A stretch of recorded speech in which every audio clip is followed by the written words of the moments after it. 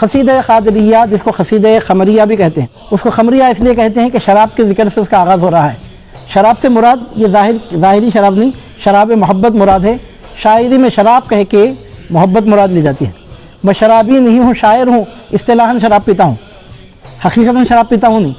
عزیزان محترم، تو ہمارے سرکار غوث پاک رضی اللہ تعالیٰ عنہ نے میں عشق الہی کے تذکرے کے ساتھ اس قصیدہ مبارکہ کا آغاز فرمایا، اس واسطے اس قصیدے کا نام ہو گیا قصیدہ خمریہ، شراب کا قصیدہ۔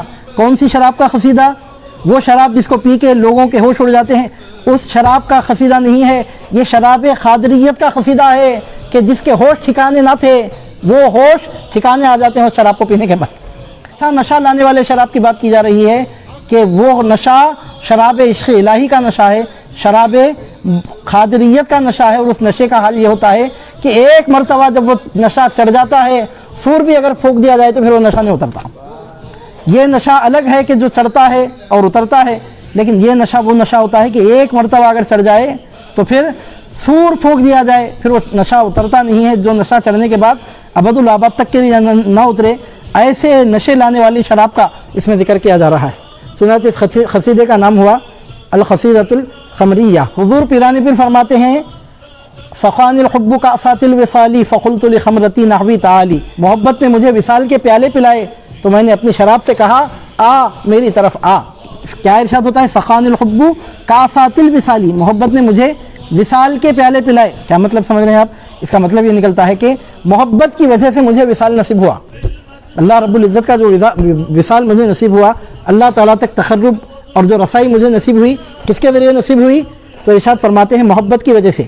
ہم حضور غوث پاک سے پوچھتے ہیں سرکار آپ کے پاس علم کی کمی نہیں ہے، عمل کی کمی نہیں ہے، ریاضت و مجاہدے کی کمی نہیں ہے، آپ کے پاس اعمال صالحہ کی کمی نہیں ہے، کسب کی کمی نہیں ہے، آپ کے پاس کسی کسبی نعمت کی کمی نہیں ہے، تو یہ جو وصال آپ کو حاصل ہوا ہم سوچنے پہ مجبور ہو رہے ہیں۔ آپ عالم ایسے ہیں کہ آپ کا جیسا عالم پھر آپ کے بعد پیدا نہیں ہوا، آپ زاہد ایسے کہ ایسا زاہد پھر دیکھنے کو نہیں ملا، آپ مرتاض ایسے کہ بڑی بڑی ریاضت کرنے والوں کی ریاضتوں کا دم ٹوٹ جائے، آپ ہر طرح سے بے مثل و بے مثال نظر آتے ہیں۔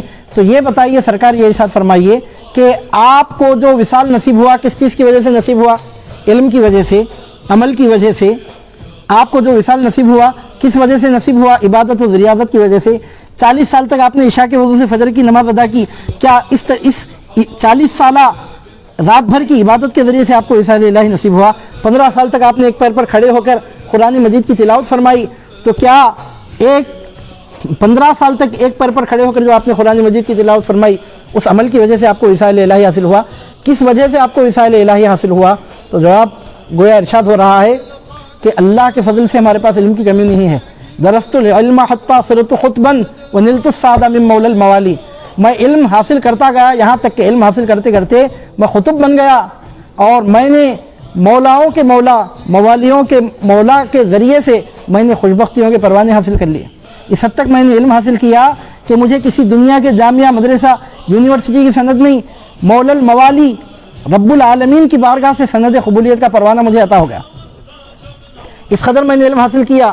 لیکن جہاں تک بات وصال کی ہے، جہاں تک بات مرتبہ قرب کو پہنچنے کی ہے، تو آپ ارشاد فرماتے ہیں سخان الحب کأسات الوصال فقلت لخمرتی نحوی تعالی۔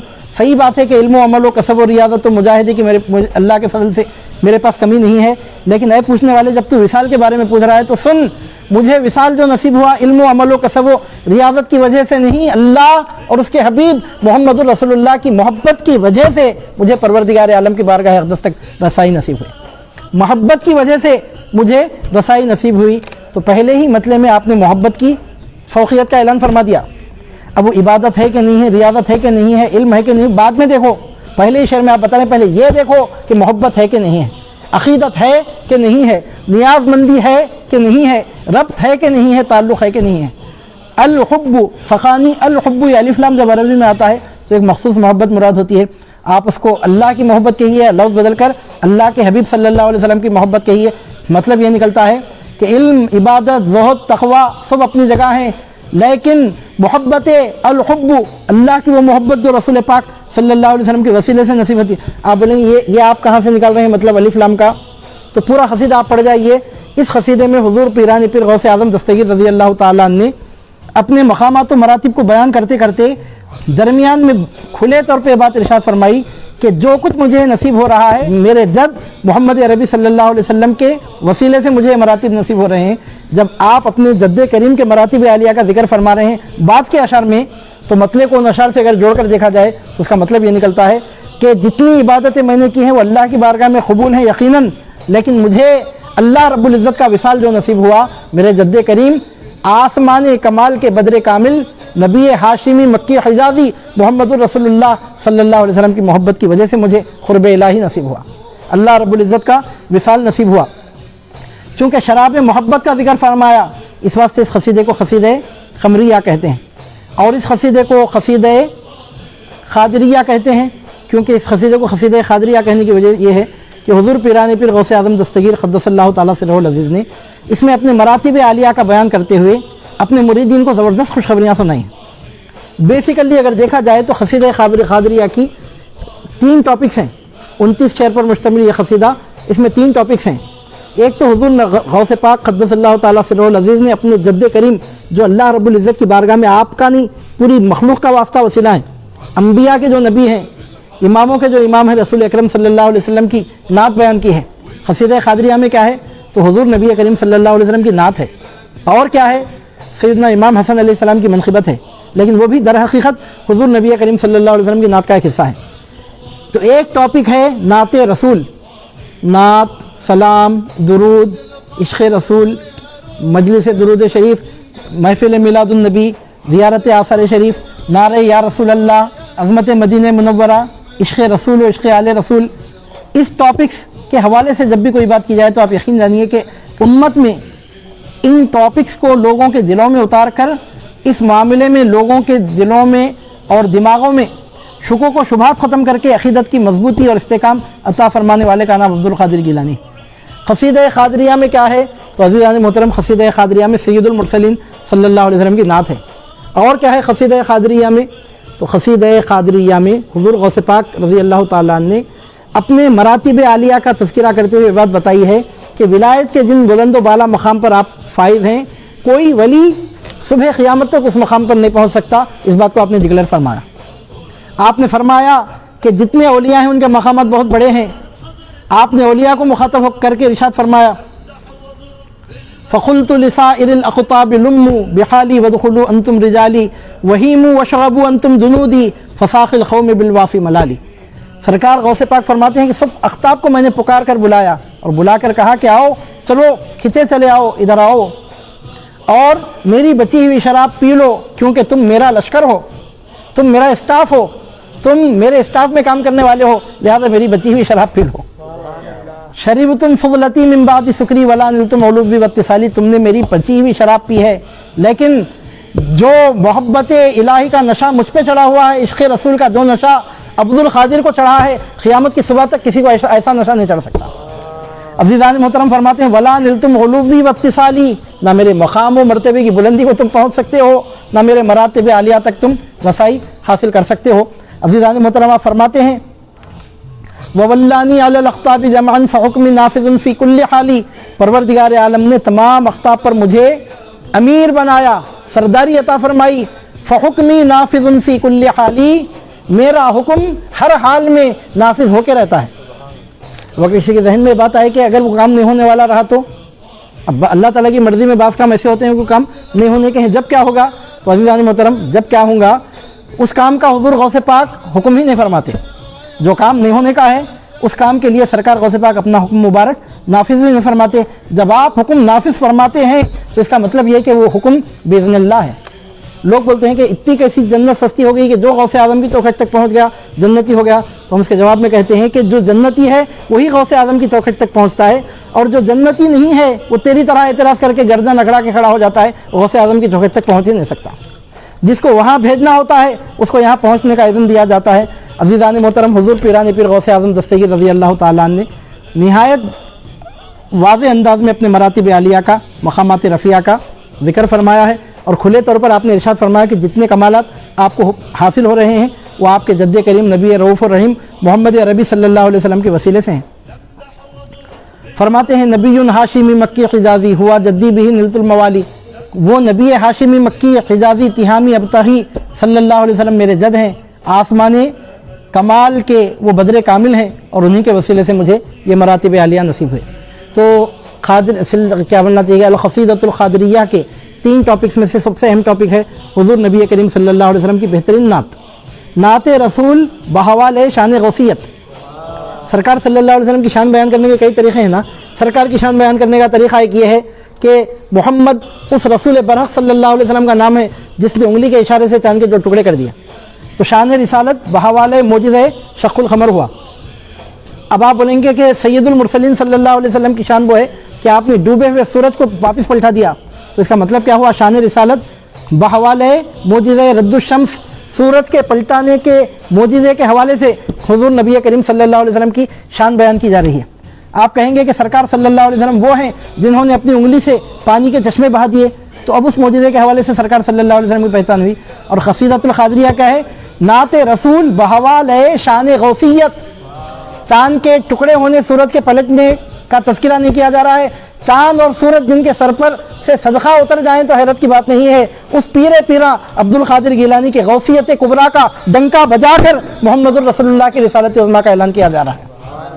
قصیدہ قادریہ کیا ہے؟ نعت رسول بحوال شان اہل بیت۔ آپ مجھے لفظ بدل کر بولنے دیجئے کہ نعت نبی بحوال عظمت آل نبی، نبی کے گھرانے کی عظمت کا ذکر کر کے رسول پاک صلی اللہ علیہ وسلم کی عظمت کو حضور پیران پیر غوث اعظم دستگیر رضی اللہ تعالیٰ نے ظاہر فرمایا۔ اس اعتبار سے دیکھا جائے تو سوال یہ پیدا ہوتا ہے کہ خود اپنی شان آپ نے کیوں بیان فرمائی؟ عام طور پر اپنی شان تو آپ بیان کرنے کا کوئی طریقہ نہیں ہے، عام طور پر اپنی شان آپ نے کیوں بیان فرمائی؟ آپ نے اپنی شان اس لیے بیان فرمائی لوگوں کو یہ بتانے کے لیے، دیکھو کہ جس نبی کا امتی عبد القادر گیلانی ہو، اندازہ لگاؤ کہ اس نبی کی شان کیا ہوگی۔ جس نبی کے امتی کا یہ حال ہے کہ جس کے مقام کو اولیاء وقتاب نہیں پہنچ سکتے، تو اب تم اندازہ لگاؤ کہ کلمہ پڑھنے والے کا یہ حال ہے، تو جس کے نام کا کلمہ پڑھا جا رہا ہے اس کا کیا حال ہوگا؟ تو اس طرح وہ سرکار غوث پاک نے اپنے مراتب عالیہ کا جو تذکرہ فرمایا وہ بھی انڈائریکٹ حضور نبی کریم صلی اللہ علیہ وسلم کی نعت ہے، نعت رسول بحوال شان غوثیت، نعت نبی بحوال عظمت آل نبی۔ اور اس طرح گویا حضور پیران پیر نے یہ بھی واضح فرما دیا کہ اب آپ کے بعد خاندان اہل بیت میں آپ کے مرتبے کو پہنچنے والا کوئی پیدا ہونے والا نہیں ہے۔ جس طرح حضور نبی کریم صلی اللہ علیہ وسلم پر نبوت ختم ہو گئی، تو آپ بلا تشبیہ و بلا تمثیل یوں سمجھیے کہ فاطمۃ الزہرا کی نسل پاک میں جتنی خوبیاں، جتنے اوصاف عالیہ، مراتب کمالیہ کسی شخص کے لیے ممکن تھے، بغداد والے پیر کی ذات میں سب مراتب سمٹ کے آ کر جمع ہو گئے۔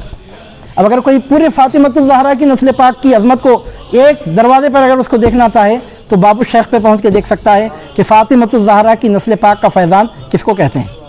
اور عزیزان محترم، قصیدہ قادریہ کی تیسری ٹاپک کیا ہے؟ وہ بھی انڈائریکٹ نعت نبی ہے۔ ایسا اگر دیکھیں نا تو پورا قصیدہ نعت ہے، لیکن کس طرح؟ وسیلے کے ذریعے سے، وسیلے کے ساتھ نعت بیان کی جا رہی ہے۔ کس طرح؟ عزیزان محترم، اگر میں کہوں کہ سرکار لاؤبالی کی وہ شان ہے کہ آپ سید الافضال ہیں، خاصم فیضان قادریت ہیں، ہماری دونوں تیلگو ریاستوں میں آپ مبلغ اعظم ہیں، ولایت کے جس مرتبے پہ آپ فائز ہیں، کم اولیاء کو وہ ولایت نصیب ہوتی ہیں، تو یہ تو شان بیان کرنے کا ایک طریقہ ہے۔